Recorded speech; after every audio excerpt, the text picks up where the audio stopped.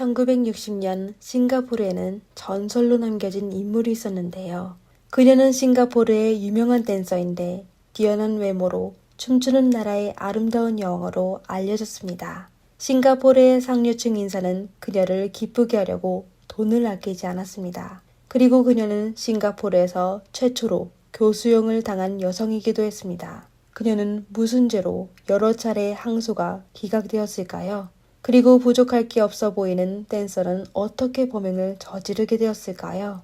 안녕하세요. 미스터리 수사국입니다. 다음 저희와 같이 전설로 남게 된 여자의 이야기를 확인해 봅시다. 1970년 1월 6일 저녁 싱가포르의 글렌이글스의 한 고급 주택에 일라 밀려가 방문했습니다. 그 주택은 일본에서 싱가포르로 파견된 와타나베 히로시의 집이었는데요. 그날 밤 히로시는 야근으로 집에 없었는데 아내 와타나베 아야코와 세 자녀만 있었습니다. 노크소리의 아야코는 문을 열었는데 낯설지만 또 친숙한 여자를 보게 되었습니다.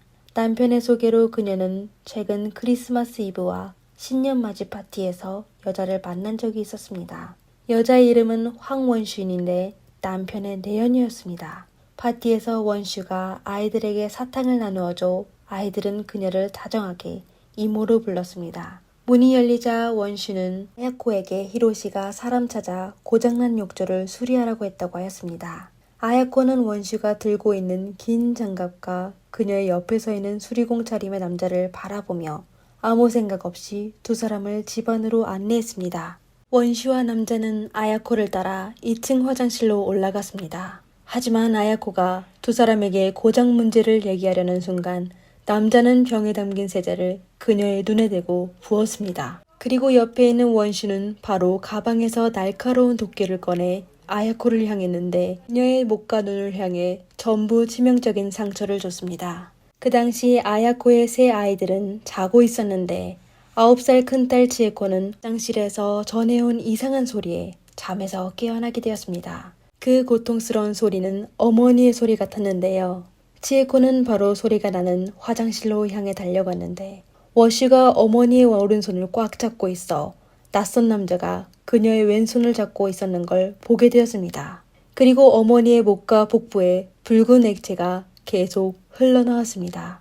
놀라게 된 치에코는 비명을 지르기 시작하여 원슈는 바로 손으로 아이의 입을 막았다가 치에코가 소리를 멈춰 아이를 놓아줬습니다. 상대방이 손을 놓자 치에코는 바로 침실로 달려가 곤히 자는 동생을 깨우기 시작했습니다. 동생이 일어나지 않자 아이는 다시 화장실에 있는 어머니의 곁으로 달려갔습니다. 이때 원슈와 남자는 뒤도 돌아보지 않고 아야코의 집을 떠났는데요. 화장실로 돌아간 치에코는 어머니가 빨간 액체에 잠긴 걸 보고 다리에 힘이 빠져 힘들게 어머니 곁으로 다가갔는데 그때 화장실 바닥에 누워있는 어머니는 이미 숨져 있는 상황이었습니다. 겁먹게 된 아이는 그냥 울 수밖에 없었는데요. 그 나이의 울음소리에 어린 두 아이도 서서히 깨어나게 되어 결국 세 아이는 어쩔 줄 몰라 어머니 곁에서 통곡하기 시작했습니다. 히로시는 저녁 22시 30분에 일을 마치고 집에 도착하자마자 이상한 점을 발견하게 되었습니다. 대문이 열려 있었는데 꺼져야 할 조명은 켜져 있었습니다. 그러다 2층에 도착하자 화장실 앞에서 울고 있는 아이들이 보여 바로 화장실로 달려갔는데 바닥에 누워있는 아야코를 발견하였습니다. 그는 아이들에게 도대체 무슨 일이 있었냐고 물었는데요. 울고 있는 치에코는 이모와 낯선 아저씨가 어머니를 해쳤다고 했습니다. 치에코가 사건의 목격자고 또 원슈를 알고 있어 원슈는 바로 체포되었습니다. 그리고 원슈와 같이 있는 남자가 누구인지는 모르지만 여러 사람들 중에서 바로 그를 찾아냈습니다. 그 남자가 바로 원슈의 전 남편 심우금이었습니다. 이에 사람들은 아주 의아해했는데요. 아야코는 이미 원슈를 남편의 애인으로 받아들인 게 아닌가요? 원슈는 왜 그녀를 숨지게 했을까요? 그리고 원슈의 전 남편은 왜 그녀를 도와 사람을 해치게 되었을까요? 우선 원슈의 어린 시절부터 확인해 봅시다. 원슈는 비참한 어린 시절을 보냈었습니다. 그녀가 17개월이 되었을 때 아버지가 세상을 떠나게 되었는데 생모가 그녀를 키울 여력이 안 돼 딸을 남편의 전처에게 보냈습니다. 다른 사람의 집에 얹혀 살게 된 원슈는 가족의 따뜻함을 전혀 느껴본 적이 없었습니다. 그녀는 엄격한 양어머니를 마주해야 했을 뿐만 아니라 8명의 이복 형제자매도 기쁘게 해야 했습니다. 어린 원슈는 얻어맞는 게 일상이 되고 또 모든 집안일을 담당하게 되었습니다.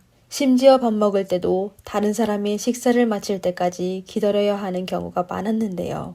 이렇게 자란 원슈는 가족에 대해 당연히 좋은 감정이 없었습니다. 그냥 하루빨리 그 가정에서 탈출하고 싶어 했는데요. 1953년 14세의 나이에 그녀는 공장에서 일하여 스스로 돈을 벌기 시작했습니다. 그러다 1956년 갓 17살이 된 원슈는 한 피크닉 파티에서 정소부이라는 심우금이라는 남자를 만나게 되었습니다. 두 사람은 바로 사랑하게 되어 2년 후 결혼하여 첫째의 아들을 낳고 또 4년 후에 둘째 아들을 낳았습니다. 결혼 초기에는 두 사람의 사이가 괜찮았는데요. 그들은 서로를 사랑하며 행복한 삶을 즐겼는데 아들이 태어나며 경제적으로 어려워지기 시작했습니다. 그리고 여러 다른 문제로 두 사람의 결혼 생활이 산산조각이 되었습니다. 불행한 어린 시절 때문에 원슈의 성격이 아주 불안정했는데 또 가족에 정신병 걸린 사람이 있어서인지 원슈는 가정폭력적이었습니다. 그녀는 남편과 다툴 때마다 그를 때리고 또 날카로운 물건이나 나무 막대기를 들고 심우금을 향했습니다. 그리고 원슈는 시어머니와의 관계도 그다지 좋지 않았는데 심지어 시어머니를 구타한 적도 있었습니다. 성격이 장난이 아닌 며느리에 대해 심우금의 어머니는 그녀를 여왕 같은 며느리라고 불렀었습니다. 그리고 사실 심우금도 좋은 사람이 아닌데 그는 도박에 미쳐 밤늦게 집으로 돌아가지 않고 가족이 운영하던 가게를 망하게 했을 뿐만 아니라 또 일자리를 잃게 되었습니다. 직장을 잃게 된 심우금은 다시 일자리를 찾지 않고 매일매일 카지노에 미치게 되었습니다. 무능한 남편과 키워야 할 두 아이를 보고 원슈는 생계를 유지하기 위해 아르바이트를 시작하게 되었는데 술집에서 웨이트리스로 일하는 거였습니다. 그 직업은 높은 수입이 있지만 온 가족을 부양하기에는 여전히 힘들었습니다. 1963년 남편과 사이가 점점 악화된 원슈는 집을 떠나기로 결정하였습니다. 아름다운 얼굴과 좋은 몸매로 그녀는 댄서 일을 시작했습니다. 원슈는 자신의 예명을 황미미라고 정하고 여러 댄스홀을 전전하며 댄서의 삶을 살기 시작했습니다. 원슈는 이혼한 후 여러 댄스홀에서 댄서 일을 하였는데요. 어릴 때부터 눈칫밥 먹고 자란 그녀는 손님 대접에 아주 능숙하였습니다. 또 뛰어난 외모로 아주 많은 인기를 받게 되었는데요. 이렇게 그녀는 유명해지기 시작하여 한때 싱가포르에서 춤추는 나라의 아름다운 여왕으로 불려졌습니다.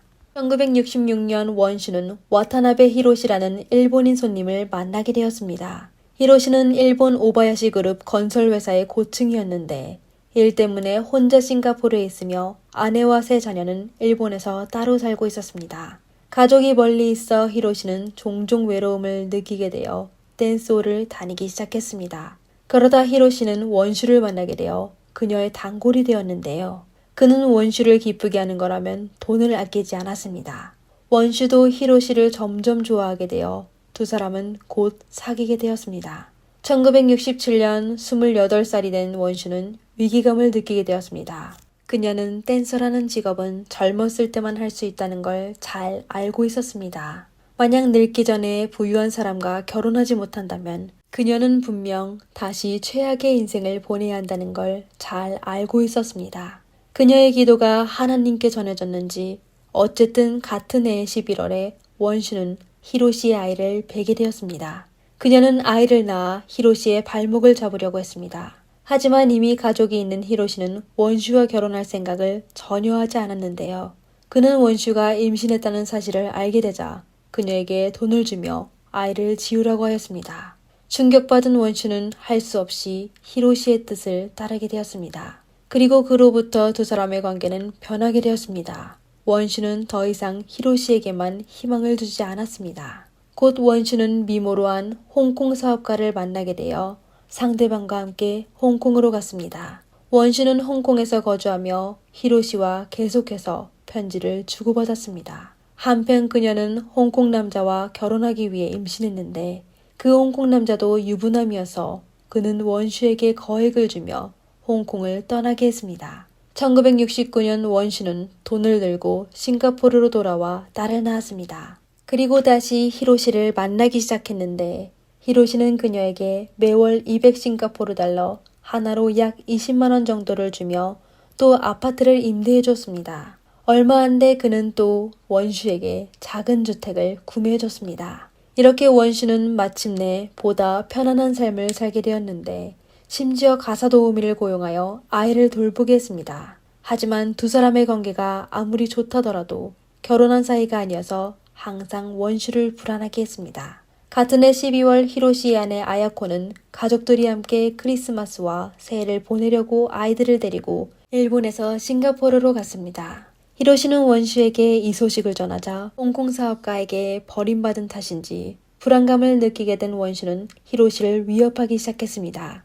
그녀는 본인이 댄스홀에서 일하며 깡패 오빠들을 많이 알고 있다며 히로시가 감히 그녀와 헤어지기만 하면 그는 가족들의 안전을 조심해야 할 거라고 협박하였습니다. 위협받은 히로시는 원슈가 욱하는 성격에 폭력적이라는 걸 잘 알고 있어 걱정이 되었습니다.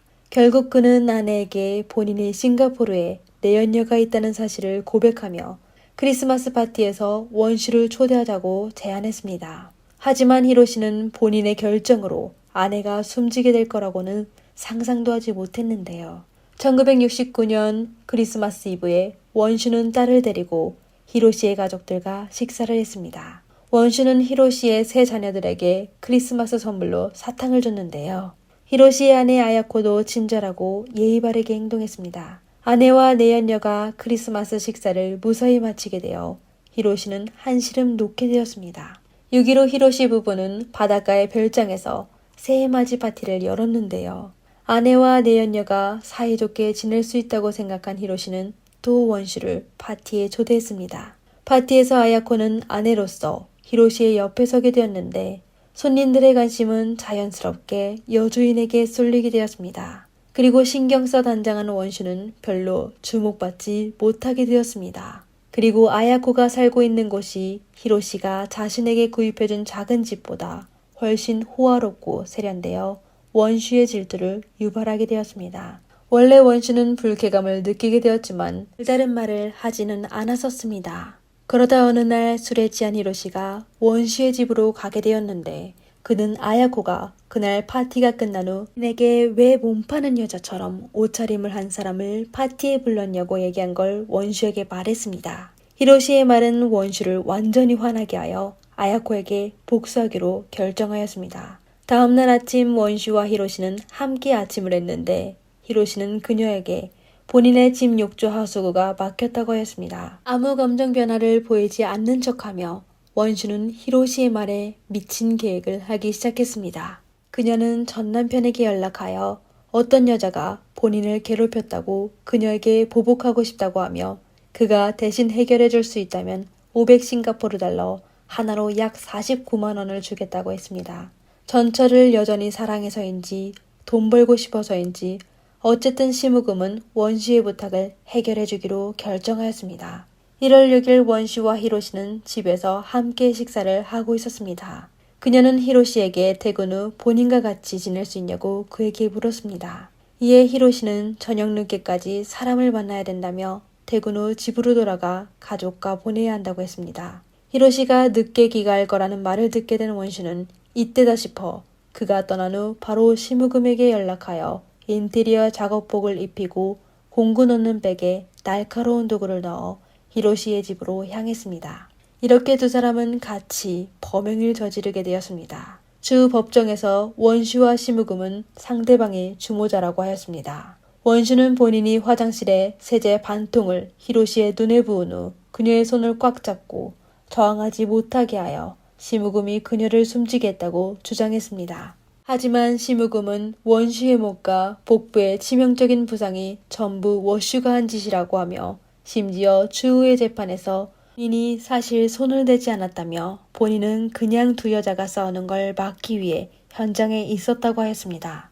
26일간의 재판 끝에 고등법원의 두 판사는 마침 사건에 대해 판결을 했습니다. 원슈와 시무금은 의도적으로 사람을 해친 혐의에 유죄 판결을 받았으며 주모자 원슈는 정신적인 질환이 없고 그리고 심우금은 공범자로서 본인의 범행에 책임을 져야 했습니다. 이렇게 두 사람은 전부 극형을 선고받게 되고 판결 이후 두 사람은 전부 항소했는데 원슈의 변호인은 그녀가 아주 비참한 어린 시절을 보냈고 또 가난하게 생활해와 그녀의 정신 상태에 문제가 생겼다며 극형을 면제했으면 하였습니다. 더욱이 원슈는 감옥에 있는 동안 종교를 믿기 시작하여 본인의 잘못에 대해 후회하고 있다고 했지만 판사는 그녀의 항소를 기각했습니다. 그리고 심우금 씨의 항소도 결국 기각되었습니다. 1973년 7월 23일 두 사람에 대한 극형이 확증되었습니다. 사건 당시 34세였던 원슈는 소원을 하나 요구했는데 저 역시 심우금과 결혼할 때 입었던 웨딩드레스를 입고 싶다고 하여 허락을 받게 되었습니다. 사실 그녀는 전 남편을 사랑해서가 아니라 다시 태어나게 되면 극형을 집행하는 다르샨 신과 사랑하여 결혼할 수 있기를 바라기 때문입니다. 그녀가 교도소에 갇혀 있을 때 여전히 폭력적이었는데 다르샨은 그녀를 위로하여 진정하게 해줘 원슈는 다르샨을 사랑하게 되었습니다. 이상한 건 다르샨은 원슈가 세상을 떠난 이후 많이 아파 병원에 2주간 입원했었습니다. 1973년 7월 27일 오전 6시 원슈는 전 남편 심우금과 함께 교수대로 걸어갔습니다. 처형된 뒤 가족들은 두 사람을 함께 묻었는데요.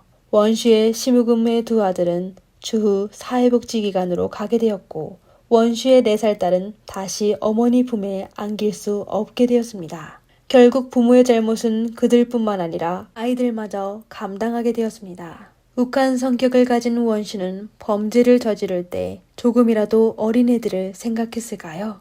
그녀는 본인이 겪었던 슬픈 어린 시절을 아이들에게 똑같이 전했습니다. 여러분은 이에 대해 어떻게 생각하시나요? 댓글로 남겨주시면 감사하겠습니다.